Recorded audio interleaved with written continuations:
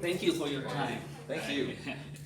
So we are going to discuss a bit, maybe around 15 minutes to make the people in Indonesia and maybe Southeast Asia also learn more about. So let's start with this. Give us a timeline. When did you start it and how is the progress until this time? Holacracy was started, so I started a company in 2001, and I used it as an experiment ground. So I had a sense there's just got to be a better way to run a company. Yes. And I started a software company, which is my background, and we just experimented. We tried every idea, technique, theory, anything we could. Right. And it took a few years of experimentation before the early version of Holacracy. And that, so I'd say sometime around 2005 is when it really started maturing into a method. And then I left that company in 2008 to take Holacracy to the world. I see. And that was 11 years ago now, and since then, at first it was really slow growth. We didn't build this for other companies initially, we built it just for mine. You know, I wanted a better way to run my company. But then others started getting interested and curious. And in the past 5 years, it's grown to more than 1,000 companies. It's exponential growth all over the world. All over the world. What is the distribution? How many in US, how many in Europe and Asia maybe? Yeah, so Europe is the most popular place for it right now. Which is interesting because I don't yeah, there's something about the cultures there. They've been very open to it. But even within Europe, very diverse cultures. The Netherlands and France, which are near opposite cultures in a lot of ways, both are huge hubs of Holacracy. German-speaking regions and Switzerland now, it's all over there. The US is another good base of interest, there's a lot there. And then there's other parts of the world. Dubai, there's one of the government agencies in Dubai is doing Holacracy across the whole government agency.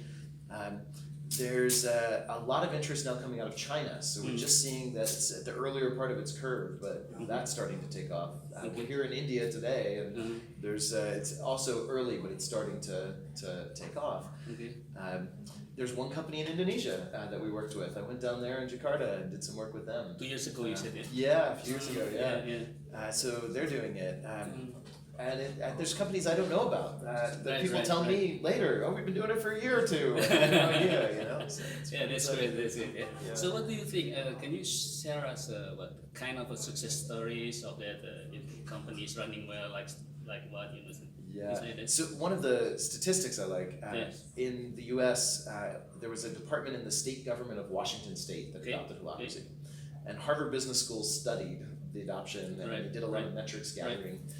One of the metrics they measured was, on average, how many minutes of meeting time does it take you to get a clear action or clear decision when you need one from someone else?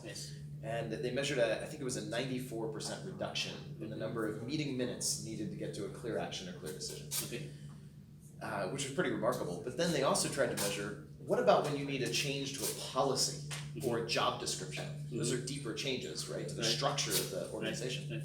And they tried to measure the improvement, but what they found was all the surveys before Holacracy came back infinite. In other words, it doesn't matter how many minutes we spend in meetings. We can talk about it for hours over years and not succeed in enacting a change to a core policy or job. And after Holacracy, it was an average of about 20 minutes for a change to a major policy or job description in the company.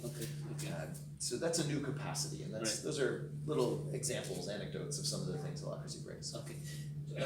Illustrate to us about Holacracy is quite a drastic change to the management system, right?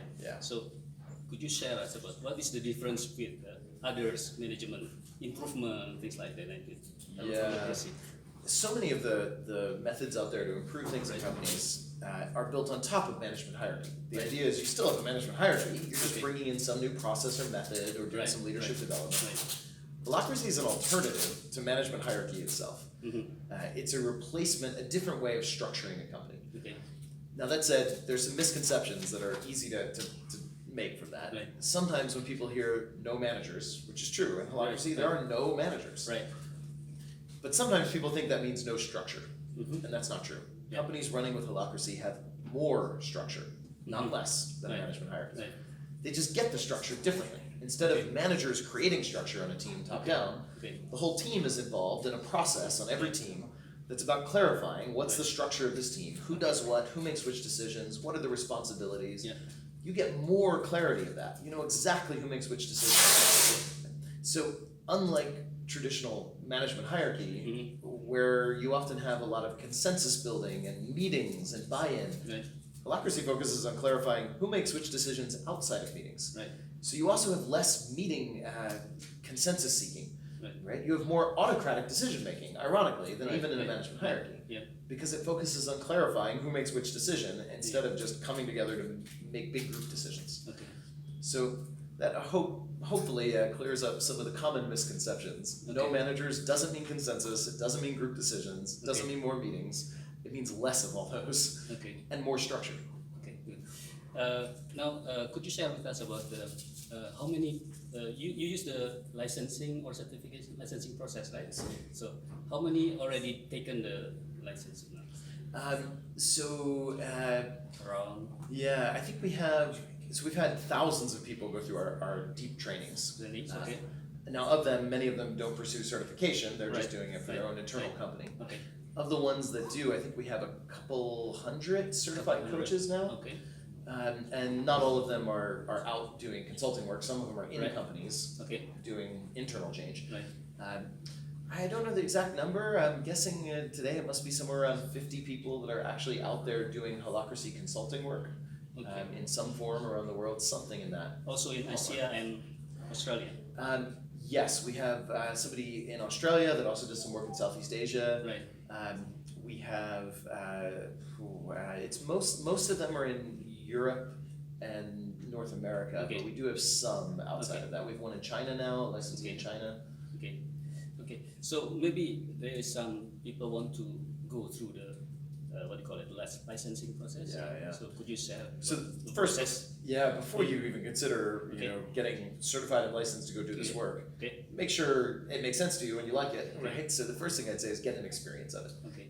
We have a training, it's a 4-day training where we do a deep dive into Holacracy, and you're in that now, you get to experience it, there's simulations, it's hands-on. So first step is really come to one of those and see if this really is a method for you. You can find it in the website, right? Yeah, you can find a list, they're all over the world, Okay. on the website. Okay. You have holacracy.org. Yeah. And once you've tasted it, if it is for you, right, now you have to figure out how to build the skills to actually do it. Right. And there's lots of different paths for that. Mhm.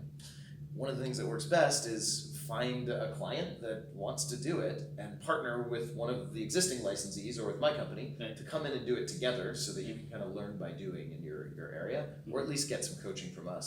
And there's a lot of different options at that point. Okay. Let's talk about the Asian market. Yeah. Now. Do you think that is there any different in the how Asian approach or respond to this holacracy? There's differences in every culture, right? Okay, okay. One of the things I see is Holacracy itself is cross-cultural. Okay. Right? It doesn't matter. Every culture I've been in is suffering from fairly similar issues, some more than others in different cultures, Okay. but Okay. what culture on our planet isn't suffering from bureaucracy, slow change in companies, overwhelm, Right. companies that aren't as adaptable and agile as the world needs them to be today? Like Okay. these are universal issues. Okay. And Holacracy addresses all of those in a pretty generic way that where I see culture coming into play is there are different pieces of Holacracy that seem to be easier or harder in different cultures. It's not that it needs to be changed or adapted, it's the same process that's used in Asia, that's used in France or Right, Netherlands right. or the US or anywhere else. But the adoption strategy is a little different, right? And Yeah. in Asia is The same. It's you see slightly different issues, slightly right? different. Okay. And it's I'm not enough of an expert on that culture to speak. Right. I haven't directly. I've done some work in Indonesia, but only a little, and I don't have a complete sense of what those issues are, which is why we use local licensees, Right, because right. they do know the local culture and the local issues. Right.